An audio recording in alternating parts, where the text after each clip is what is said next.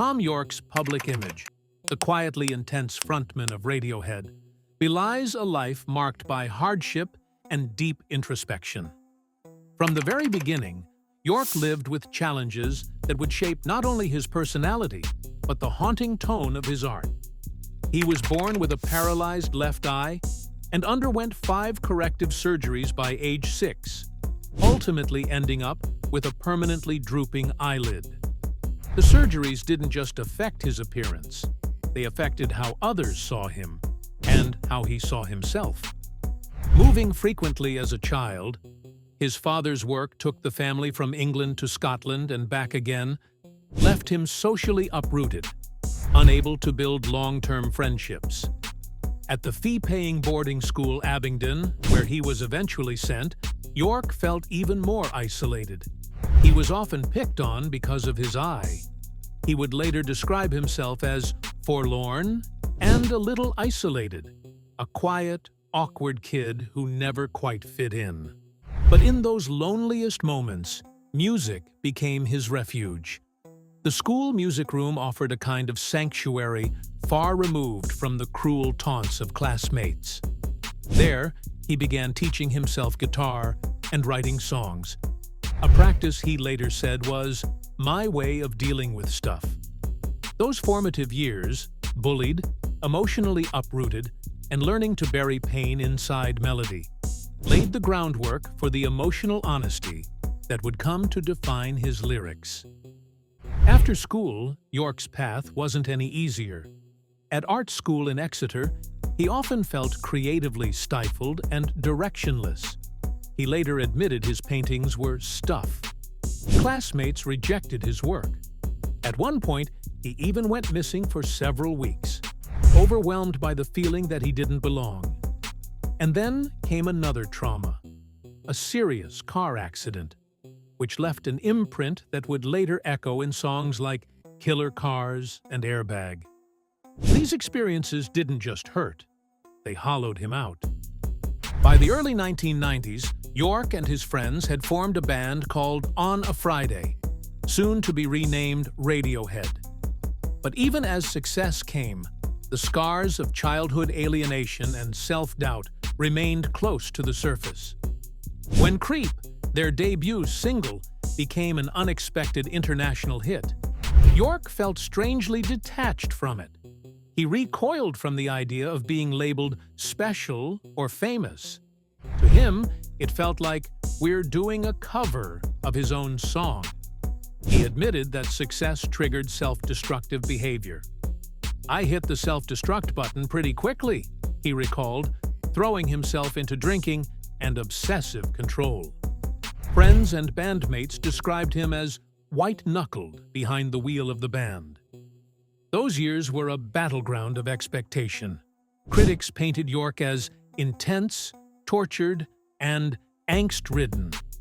The sad part was, that wasn't just a media narrative.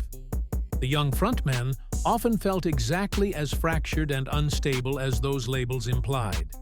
By the mid-90s, Radiohead's momentum was overwhelming. After the critical success of The Bends, all eyes turned to what the band would do next. Yorke's lyrical persona, the alienated outsider of Creep, wasn't a character. It was him. On stage, he sometimes looked vacant, distant. Bandmates remember his 100-yard stare during the OK Computer tour, a look that suggested he wanted to disappear entirely. That album's eerie, world-weary tone reflected his internal state. He admitted later, "When I was a kid, I assumed fame would fill a gap. It does the opposite." In the aftermath of OK Computer, the cracks widened. He began questioning whether the endless recording and touring cycle was sustainable, especially now that some band members had young children. He confessed to becoming increasingly paranoid, angry, and controlling. Eventually, Yorke apologized to his friends and tried to rebuild the bonds inside the band. That moment of honesty led to the first time he said he actually enjoyed making a record with them again. Still, the damage had been done. As OK Computer finished, Yorke began unraveling. He suffered what he later described as a genuine mental breakdown. Nightmares plagued him. Vivid, surreal dreams like floating naked down Dublin's River Liffey, chased by a tidal wave. He turned down major opportunities, like scoring Fight Club, just to regain stability. In 2007, he talked about a series of mini breakdowns during this period. He said he couldn't even recognize the person he saw in the mirror, the man who had become the symbol of Radiohead. Renowned REM frontman Michael Stipe became a lifeline during that period, urging Yorke to shut down now and then, and even dragging him out with U2 to try and break his self-destructive patterns.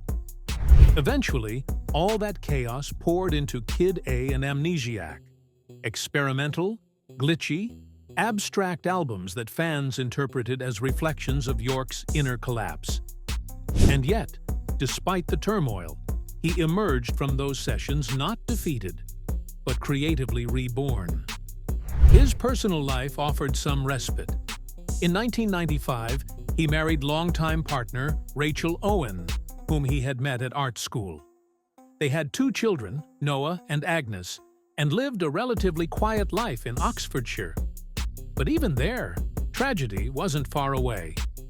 In 2015, after more than 20 years together, Yorke and Owen separated. It was amicable. He stressed that it was mutual, and they had shared 23 highly creative and happy years. But it still hurt deeply.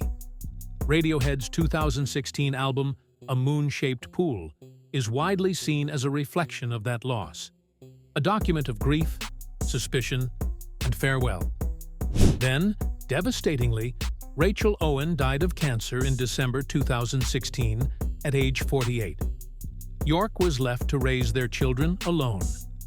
In interviews, he described it as an unspeakably difficult time. "She suffered a great deal," he said. His ambition became simply to help his kids get through it intact. "I can only hope," he said, "that I'm a mum for them."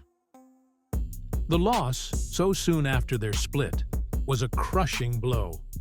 Though he later remarried, quietly tying the knot with Italian actress Diana Roncioni in 2020, the impact of Owen's death left a permanent mark.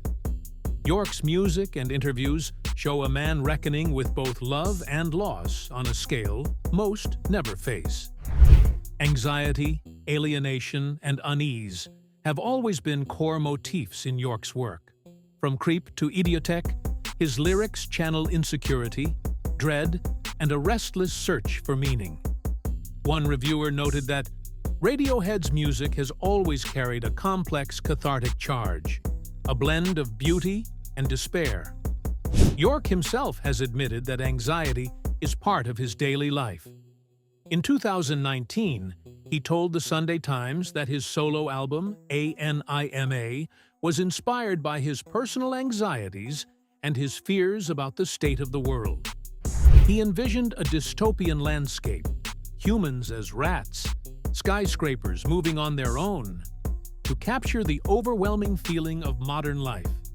Others have noted the same thread. His solo work in recent years has been called anxiety-ridden tales of contemporary claustrophobia. Yorke admits he faced serious writer's block and terrifying bouts of anxiety before creating Anima. But despite these personal battles, he resists the idea that his lyrics are confessional diaries. In fact, he scoffed at the notion. "Am I such a sad, fortunate human being that I pour my dirt out in songs?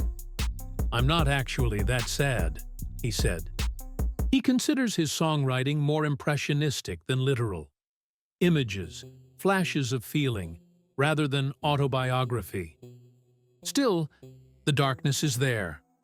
Albums like A Moon-Shaped Pool and Anima leave listeners haunted by dreams just out of reach. Reflections of love lost, time slipping away, and a world spinning out of control. Yorke often blurs personal pain with broader societal dread. Climate change, political instability, and creeping alienation. The result is music that feels both intimate and apocalyptic, a mirror of a man who has lived through personal collapse while staring into global chaos. His relationship with the music industry has also been fraught. From the beginning, he was wary of fame, suspicious of corporate flattery, and obsessed with artistic control. Though Radiohead signed with EMI, they eventually broke free, self-releasing albums like In Rainbows in 2007. Yorke often bristled at expectations, not just from labels, but from fans who tried to decode his lyrics like they were clues. "It's like people walking over your grave," he once said, frustrated by attempts to reduce his songs to diary entries. Still, in time, Yorke found his footing again. He apologized to his bandmates for past behavior and rediscovered a joy in collaboration. He embraced new projects, scoring films like Suspiria, forming the experimental band The Smile, and performing with classical musicians. Even his marriage to Dajana Roncione seemed to bring light into a dark chapter. Thom Yorke's life and music are deeply intertwined, but his songs don't wallow in suffering. They transform it. The shy kid with a drooping eye became the voice of a generation, not by pretending to be fearless, but by turning fear into art. Childhood bullying became haunting melodies. A nervous breakdown became Kid A. Grief became a moon-shaped pool. And through it all, Yorke has held on to one core truth, that in expressing our pain, we find connection. He once said he feels lucky to still be making music that matters. And if those songs can carry some of that weight and offer something real to those who listen, then that, he says, is more than I can ask for. In the end, Thom Yorke's story isn't just one of tragedy. It's one of survival. His vulnerability became his strength, his pain, his palette. And through every distorted beat and whispered lyric, he continues to chart a path, not out of the darkness, but through it.